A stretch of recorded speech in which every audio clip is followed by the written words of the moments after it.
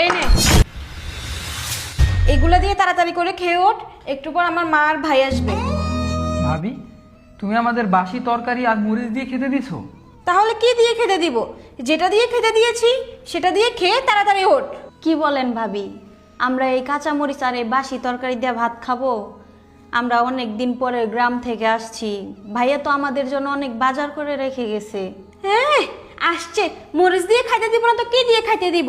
শোন, তোর ভাই তোদের জন্য বাজার করে দিয়ে যায় না, বাজার করে দিয়েছে আমার মা আর ভাই আসবে সেই জন্য, সেটাও খুব চোখে পড়েছে তাই না? এই 2 দিন পর পর কেন তোদের আমার পাশে আসতে হয় বলতো? শোন, তোর ভাই টাকা কামায় তোদের খাওয়ানোর জন্য না, আমার মা বাবা ভাই বোনকে খাওয়ানোর জন্য। তোদেরকে গ্রামের বাড়িতে খাওয়া খরচ দেয় না, তাও একদম 2 দিন পর পর আমার বাসায় এসে ওঠা লাগে তাদের ভালো মন্দ খাওয়ার জন্য। আজকে সকালে আমার জামাই বাজার করে দিয়েছে, সেটাও খুব চোখে পড়েছে।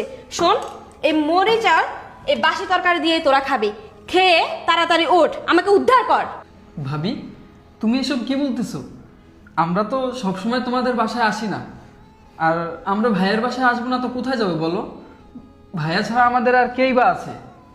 আর আমি তো আসছিলাম অন্য কাজে, তোমাদেরকে সারপ্রাইজ দেওয়ার জন্য। সারপ্রাইজ দিতে আসছিস?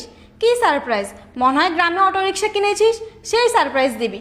শোন, আমার না তোদের এসব খুব ভালো করে জানা আছে, এছাড়া তোর কোনো যোগ্যতা নেই যে তুই কিছু করবি।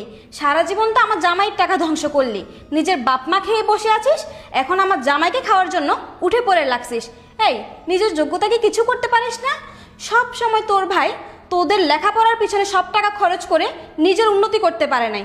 যদি ওই টাকাগুলো তোদের পিছনে খরচ না করতো, নিজের জন্য রেখে দিত, তাহলে এতদিনে ঢাকা শহরে বাড়ি গাড়ি সব কিছুই থাকতো আমাদের।